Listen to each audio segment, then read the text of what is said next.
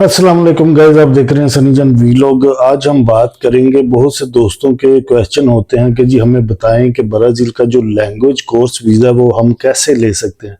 देखिए, बहुत सी ब्राज़ील में वेबसाइट्स बनी हुई हैं जो कि ज़्यादातर फेक हैं, और वो आपसे स्कूल की फीस वगैरह सब कुछ डॉलर्स में ले लेते हैं, लेकिन बाद में फिर आपको कोई रिप्लाई वगैरह नहीं करते। तो इसलिए ज़्यादातर जो वेबसाइट हैं वो फेक हैं।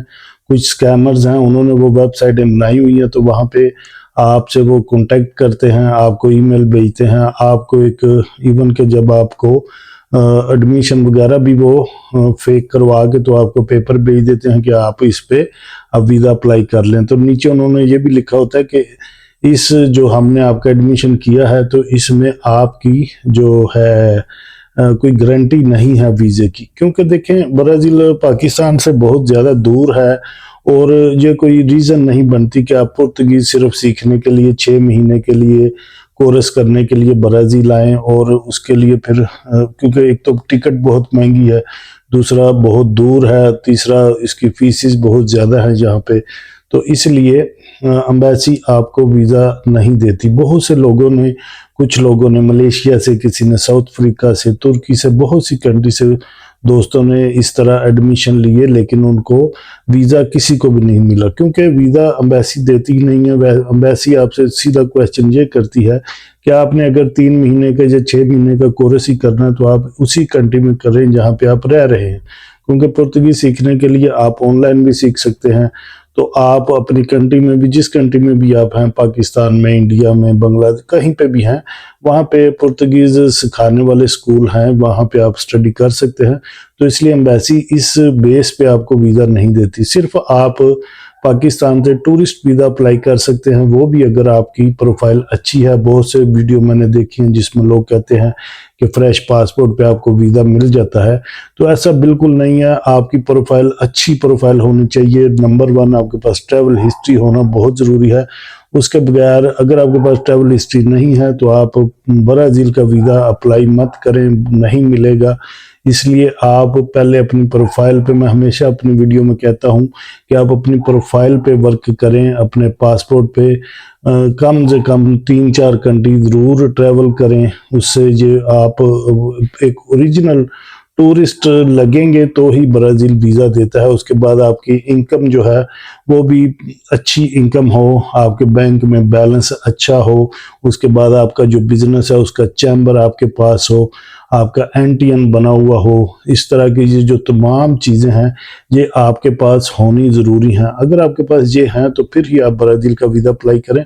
लोगों की वीडियो देख देख के तो आप रिफ्यूज़ल ना लें, क्योंकि ब्राज़ील का वीज़ा इस टाइम शेंजन के बिल्कुल बराबर है तकरीबन। अगर आपने यूरोप जाना है या ब्राज़ील जाना है तो इनका तकरीबन एक जैसा ही सिस्टम है, एक जैसी ही प्रोफाइल पे ये यूरोप और ब्राज़ील वीज़ा देते हैं। तो इसलिए अपनी प्रोफाइल पे वर्क करें, ना कि आप अपने पैसे ज़ाया करें। मुख्तलिफ स्कूलों में आप एडमिशन लेते हैं, उनको डॉलर में आप फीस पे करते हैं, तो उसके बाद फिर भी आपका वीज़ा नहीं लगता। वही पैसे जो आपने स्कैम वालों को देने हैं, उससे बेहतर है कि अपनी प्रोफाइल पे वर्कआउट करें।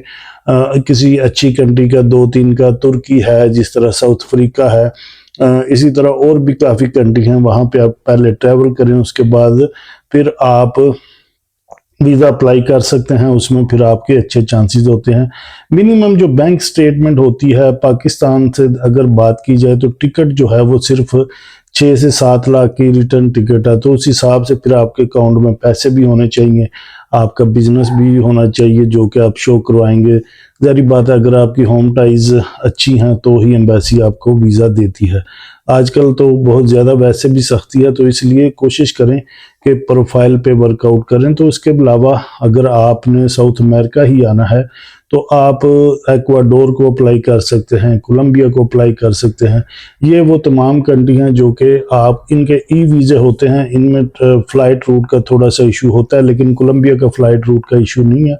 उसमें आप तुर्किश एयरलाइन यूज़ कर सकते हैं पाकिस्तान से, और तुर्की से डायरेक्ट जे फ़्लाइट कोलंबिया आती है। जबकि एक्वाडोर के लिए आपको थोड़ा सा परेशानी होती है, इसका फ़्लाइट रूट बनाना पड़ता है। तो मुख्तलिफ तरीके से लोग आते हैं, लेकिन जो सबसे अच्छा वीज़ा है वो ब्राज़ील का ही है। उसके बाद आप अगर ब्राज़ील का वीज़ा आप नहीं आपको मिल रहा तो आप कोलंबिया का वीज़ा अप्लाई करके ले सकते हैं। साउथ अमेरिका में आने का मकसद यही है कि यहाँ पे जॉबें नहीं हैं, बिज़नेस अगर आपने करना है, कुछ छोटी-मोटी इन्वेस्टमेंट करनी है तो ही आप ब्राज़ील आएँ। जो लोग हमेशा पूछते हैं कि जी मैं वहाँ पे जाके जॉब क्या करूँगा, बहुत कम लोगों को जॉब्स मिलती हैं, लेकिन उसमें भी कोई इतनी ख़ास अच्छी सैलरी नहीं होती। इसलिए आप लोग अगर आ रहे हैं तो कम से कम इतने पैसे आपके पास होने चाहिए ताकि आप यहाँ पे आके कम से कम गाड़ी ले सकें, ताकि उबर चला सकें। आप ड्राइविंग लाइसेंस ज़रूर बना के लेके आएँ।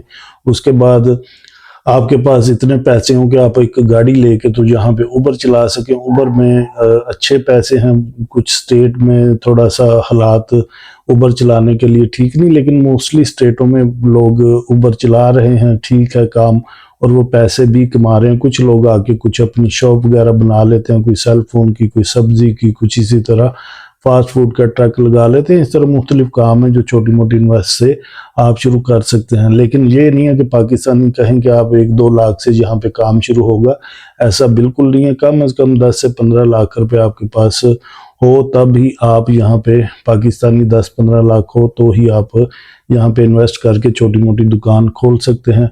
इसलिए वीडियो को पूरी देखा करें, मैं आपको मुकम्मल और स्ट्रेट इन्फॉर्मेशन देता हूँ, ना कि मैं इधर-उधर की बातें करता हूँ। इसलिए वीडियो को पूरा देखा करें ताकि आपको जो क्वेश्चन आप व्हाट्सएप पे पूछते हैं वो आपको वीडियो के अंदर ही मिल जाए। जिन लोगों का ब्राज़ील में सिर्फ स्कॉलरशिप वाले स्टूडेंट आते हैं, वो स्कॉलरशिप पे आते हैं 2-2 साल 4-4 कुछ डिग्रीज वगैरह करने के लिए, तो उसके बाद फिर वो कुछ यहाँ पे रुक जाते हैं और कुछ अपने अगली स्टडी के लिए फिर वो सोचते हैं कि उन्होंने क्या करना है। तो इसलिए ये जो पुर्तगीज़ लैंग्वेज कोर्स है इसके चक्कर में ना पड़ें, क्योंकि ये वीज़ा मिलता ही नहीं है। आपने अपनी फ़ीस ज़ाया करनी है तो बड़े शौक़ से आप करें। मेरा काम है आपको गाइडलाइन दे देना कि कुछ दोस्तों के साथ ऑलरेडी फ्रॉड हो चुका है। मैं इसलिए ये वीडियो बनाई है कि आप लोग भी अगर ये चीज़ें सोच रहे हैं तो इन चीज़ों से परहेज़ करें, अपनी प्रोफाइल पे वर्क करें और स्टूडेंट अपना टूरिस्ट वीज़ा अप्लाई करें, जिसके मिलने के चांस होते हैं और वो यहाँ पे आके फिर कन्वर्ट भी हो जाता है। आप पीआर में उसको आगे लेके जा सकते हैं, लिविंग टुगेदर कर लें या शादी कर लें या फिर और भी काफ़ी ऑप्शंस होती हैं। तो इसलिए वीडियो को पूरा देखा करें ताकि आपको पूरी इन्फॉर्मेशन मिल सके। वीडियो को लाइक कर दें, चैनल को सब्सक्राइब करें। मिलता हूँ अगली वीडियो में। अल्लाह हाफिज़।